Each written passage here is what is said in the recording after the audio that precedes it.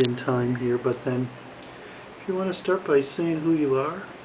Hello, I'm Rachel Carrick. I'm the hospital director here in Tansen Mission Hospital. I've been here for 13 years. I'm a family practitioner by training. Great. And where did you go to medical school? In England, in London, Royal Free Hospital. Okay, great. So, free hospital, so does that mean it was serving an underserved population even then?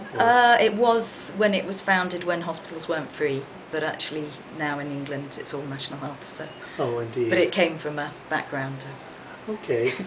So now you serve several roles. You're a missionary, plus you're also the hospital executive medical director. Talk about those.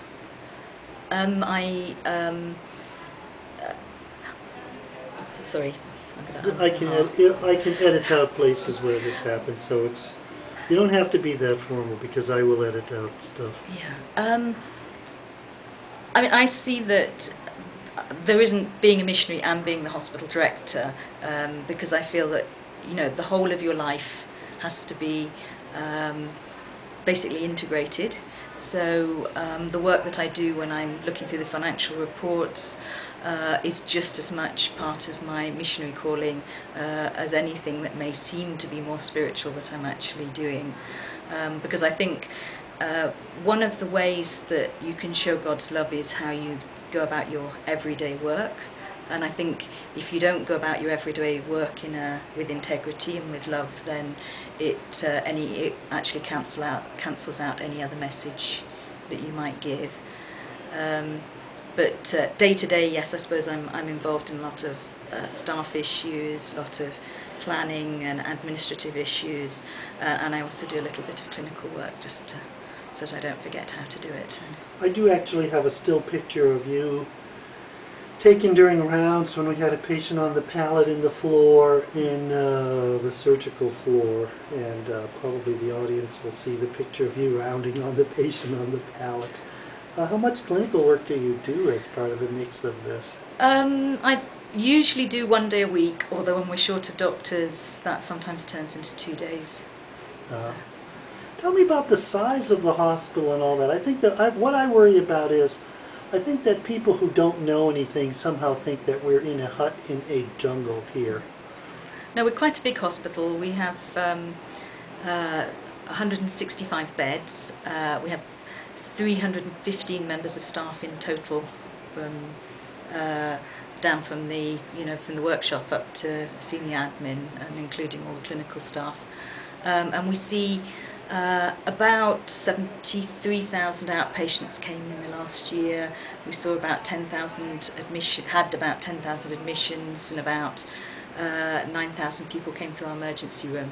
So we're a busy setup, and we're also quite a busy surgical and obstetric unit, as well as doing general medicine, pediatrics and other things. Yeah, the statistics mind-boggle me. Now, can you give me an example of a patient that particularly sticks in your mind that you felt that we served? I'm just trying to think of an individual patient. It gets more difficult now. I'm in admin more often, but I think thinking about writing reports for patients that have received large sums of charity, I can think of one man who went to India for work, got hit by a vehicle, was stuck in India, and his father came and collected him in a very, very bad state. And he was in our hospital nearly 6 months, lost his leg, lost a lot of hope, but had a lot of pastoral care input, love and advice, a lot of operations to put his very serious injuries right, and then eventually was discharged to go somewhere to get a prosthesis, a new leg fitted.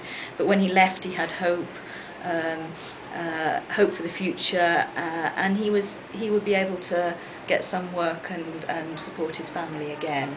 And that's an example of someone whose life looked as if it had come to an end and was turned round. Yeah, I think that there's lots of examples on that, but that sounds like a very powerful example to me. One of the things that has struck me has been that in terms of reinforcing the mission among the staff, the morning prayer meetings of the medical staff, and all that, how did that tradition come about? Do you know? I think starting the morning with prayer for the doctors has always happened since the hospital opened, and I would imagine at the beginning, and even when I first came, nearly all the doctors were foreign missionaries, so all of them were Christians. And then I think the first few Nepali doctors were probably Christians too. Now we're a mixture, probably about half and half. But it's an important start to the day, because we focus on God at the beginning of the day, but also we pray for all the hospital staff on a daily basis. So I think it's an important thing that we do. So that's been a tradition that's been there for a long time. There are other prayer that happens in other departments that may be more of a new introduction, where the pastoral care department wanted to show care for our staff as well as patients, and so once a week we'll go to a department and say, is there anything you need praying for at the moment, and have a short time of prayer. Yeah. And that's important for the staff to feel loved, and even the staff who aren't Christians really appreciate that. Great, thank you. What else would you like to say to an audience of, this will probably be shown to people in my church, which is a Newman Center at the University of Hawaii. What other message would you like to tell them? I think the message that is good is that that God actually cares for everybody in His world. And I think we can, even in Nepal, sometimes we can get very involved in what we're doing here in Tansen, but God has a broad overview of the world, and He wants to be active in the world, and He does that through us.